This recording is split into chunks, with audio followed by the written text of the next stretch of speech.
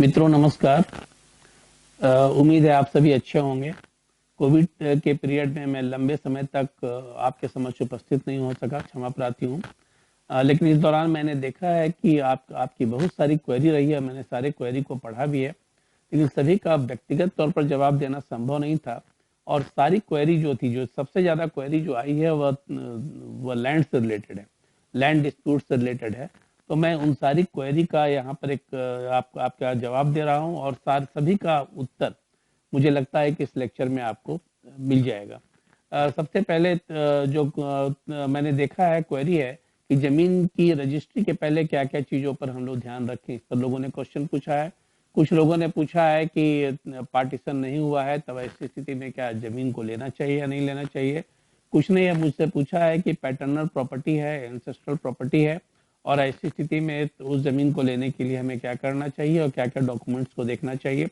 और यदि दो व्यक्ति ने म्यूटेशन करा लिया है एक ही जमीन का, तब ऐसी स्थिति में हमें क्या करना चाहिए, क्या हमें वो जमीन को लेना चाहिए या नहीं लेना चाहिए। नॉन इनकम्बरेंस सर्टिफिकेट पर भी कुछ लोगों ने क्वेश्चन पूछा है। मैं उन सारे प्रश्नों का जवाब अभी एक साथ आप लोगों को इस वीडियो के माध्यम से देने की कोशिश कर रहा हूं, और मैं उम्मीद करता हूं कि सारे जवाब आपको संतुष्ट करेंगे और आपकी जो क्वेरी है, आपकी जो शंकाएं हैं वह दूर होंगी। तो मित्रों सबसे पहले लीगल एडवाइस के इस वीडियो में आप सबका पुनः एक बार स्वागत है।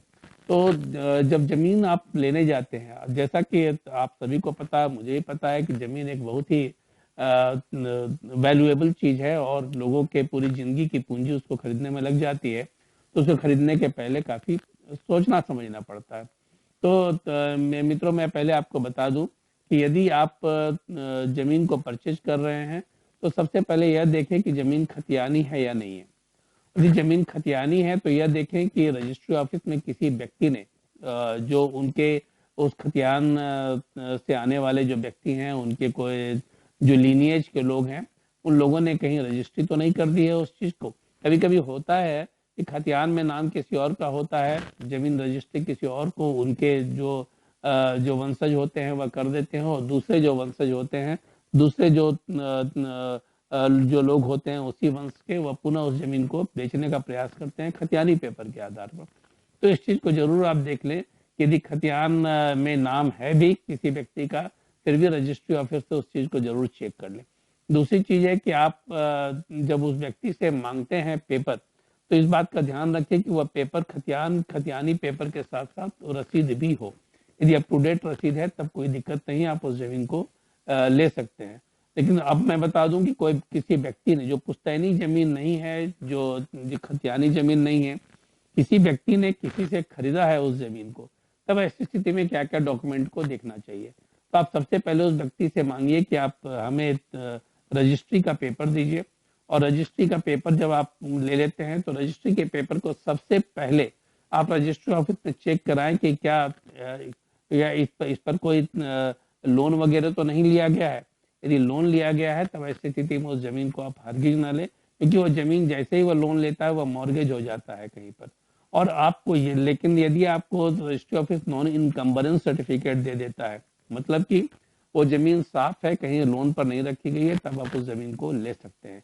यदि नॉन इनकम्बरेंस सर्टिफिकेट नहीं है तब ऐसी स्थिति में इस बात की बहुत संभावना है कि उस पर लोन लिया गया हो, और आप यदि जमीन की रजिस्ट्री कराते हैं तो फिर जमीन की रजिस्ट्री वैलिड नहीं होती। और जब वो मॉर्गेज जिस व्यक्ति ने किया है, जिस संस्थान ने किया है, बैंक ने किया है, फाइनेंशियल इंस्टीट्यूशन ने किया है, जब वो उसको नीलामी करने जाता है तो आप उसे रोक नहीं सकते हैं और कोर्ट में आपको कोई रिलीफ उस पर नहीं मिल सकता है। तो आप इस चीज को जरूर देखें कि उस पर नॉन इनकम्बरेंस सर्टिफिकेट इशू हो गया हो। तो इस पर जो क्वेश्चन पूछा गया था नॉन इनकम्बरेंस पर, तो मुझे लगता है कि वो आपको सेटिस्फाई करेगा। दूसरी चीज है कि जब आप रजिस्ट्री ऑफिस से उसको चेक कर लेते हैं कि रजिस्ट्री सही है, नॉन इनकम्बरेंस नहीं है, इसके साथ साथ आप यह भी देख लें कि म्यूटेशन जो है उसका हुआ है या नहीं हुआ है।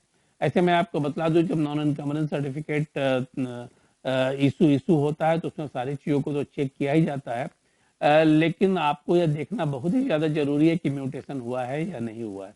और म्यूटेशन यदि हुआ है तो कहीं और इसका डुप्लीकेट म्यूटेशन दूसरे व्यक्ति ने भी तो नहीं करा लिया उसी जमीन पर, इस चीज को भी चेक करना जरूरी है। और यह आपको सीओ के ऑफिस में जो अंचल अधिकारी होते हैं, अंचलाधिकारी जो होते हैं, उनके उनके ऑफिस से आपको वह रजिस्टर 2 मिल जाता है और रजिस्टर 2 में आप उसको चेक कर सकते हैं।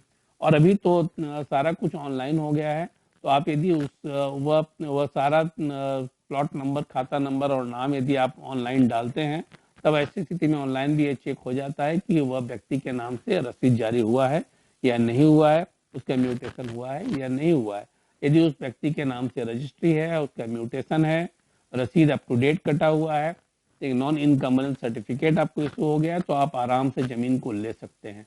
लेकिन एक बात और भी ध्यान रखने की है, इसमें जमीन किसी उस व्यक्ति के नाम से है, म्यूटेशन भी उस व्यक्ति के नाम से है, रसीद भी उसका कटा हुआ है, नॉन इनकम्बलेंस सर्टिफिकेट भी नहीं, लेकिन कभी कभी ऐसा होता है तो जमीन पर उसका दखल नहीं होता है, उस जमीन पर उसका उसका उसका पोजीशन नहीं होता है, और जमीन पर कोई और पोजीशन किसी और व्यक्ति का रहता है, जिसके चलते यदि आप उस जमीन को लेते हैं तो ऐसी स्थिति में उस व्यक्ति के साथ आपको क्रिमिनल केस में जाना पड़ सकता है, टाइटल सूट में जाना पड़ सकता है, तो एक झंझट का कारण हो सकता है।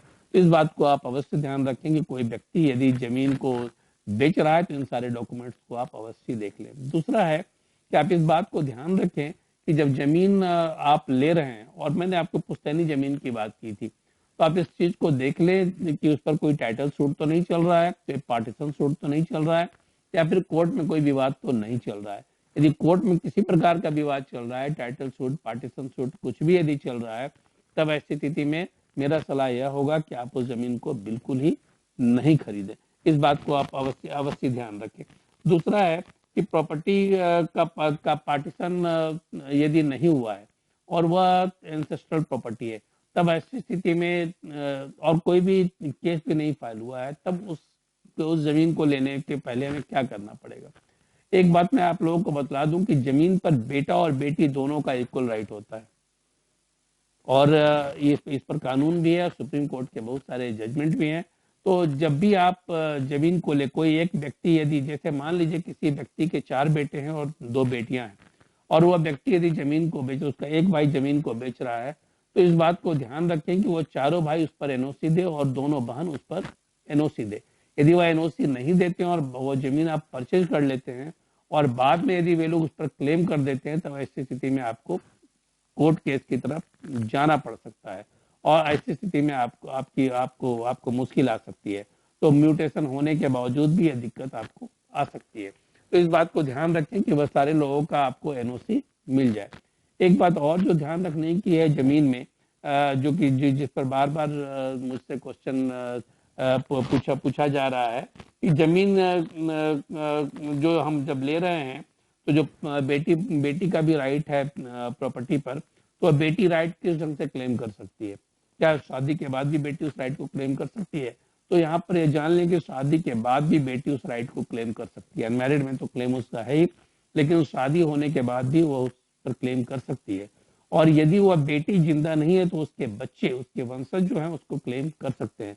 इसलिए इस बात का ध्यान रखना जरूरी है कि वहां पर जब भी हम जमीन को लें तो इस बात का ध्यान रखें कि उनका एनओसी हमको प्राप्त हो जाए।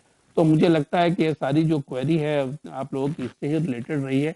इसके अलावा कुछ और भी क्वेरी थी कि जमीन पर यदि केस चल रहा हो, जमीन पर एक ही जमीन को 2 व्यक्तियों के नाम से लिख दिया हो गया हो, तब ऐसी स्थिति में क्या करें। मैंने इसका जवाब आपको पहले भी अपने पुराने वीडियो में दिया है। आपको याद होगा कि मैंने आप लोगों को बतलाया था, यदि एक जमीन की रजिस्ट्री कोई किसी व्यक्ति के नाम से होती है और वह व्यक्ति, उस व्यक्ति ने म्यूटेशन नहीं कराया है, और उसी जमीन को दूसरे व्यक्ति को उसके किसी हिस्सेदार ने या फिर उसी व्यक्ति ने बेच दिया, और उस व्यक्ति ने म्यूटेशन करा लिया, अब म्यूटेशन कराकर रसीद भी कटा लिया, तो ऐसी स्थिति में वह पोजीशन उसका और पोजीशन भी उसका है, तब ऐसी स्थिति में आपको दिक्कत आ सकती है। लेकिन चूंकि रजिस्ट्री आपने पहले कराया है, तो निश्चित रूप से दावा आपका पहले बनता है, और साथ ही और ऐसी ऐसी स्थिति में आप कोर्ट में जा सकते हैं, लेकिन पोजीशन के आधार पर बेनिफिट उस व्यक्ति को मिल सकता है। इसलिए इस बात का आप जरूर ध्यान रखें कि जब भी आप जमीन लें, तो जमीन को जैसे ही आप रजिस्ट्री कराते हैं, तो उसके 1 महीने के अंदर आप उसका म्यूटेशन करा लें और रसीद कटवा लें, और साथ ही साथ पोजीशन उस पर ले लें। तीसरी चीज एक और है कि जमीन को लेने के समय इस बात का जरूर ध्यान रखें कि उसका पोजीशन हो। तो लोग पूछ रहे हैं कि पोजीशन को देखा कैसे जाएगा। आप जब जमीन लेने जा रहे हैं तो आप पहले जमीन की नापी करवाएंगे। तो नापी करवाने के समय आप कहें उस व्यक्ति को कि आप जमीन की नापी करवा कर कंपाउंड करवा दें या फिर ट्रेंच कटवा दें।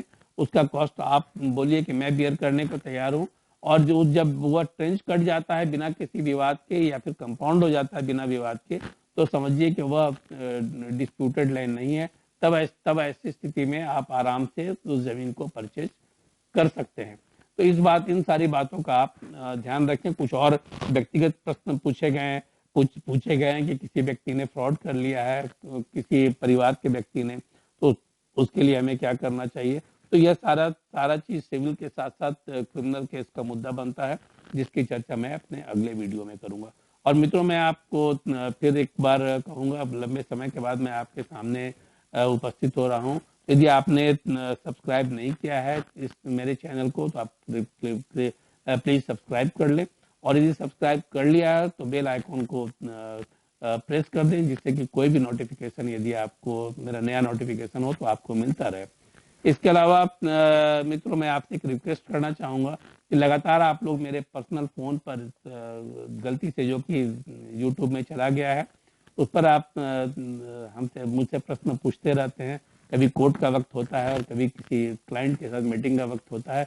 तो मैं आपको एक नंबर दे रहा हूँ, जो कि यहाँ पर ऑफिस का नंबर है। उस नंबर को आप नोट कर लें और उस नंबर पर आप व्हाट्सएप कर लें या फिर उनसे समय ले लें कि कब मेरे से बात किया जा सकता है या फिर किस ढंग से मुझसे सलाह प्राप्त की जा सकती है। प्लीज आप अपने कॉपी और पेंसिल को निकालें और इसको नोट डाउन कर लें नंबर को। नंबर है 9430143884। मैं फिर रिपीट कर रहा हूँ, 9430143884। यह ऑफिस का नंबर है और 9 बजे से लेकर आप 6 बजे तक इस नंबर पर बात कर सकते हैं। व्हाट्सएप मैसेज भेज सकते हैं, जो भी आपकी समस्या है। मुझे जब भी समय मिलेगा मैं कोशिश करूंगा कि आपके प्रश्नों का जवाब दूं और आपकी समस्याओं के समाधान का मैं प्रयास करूं। धन्यवाद।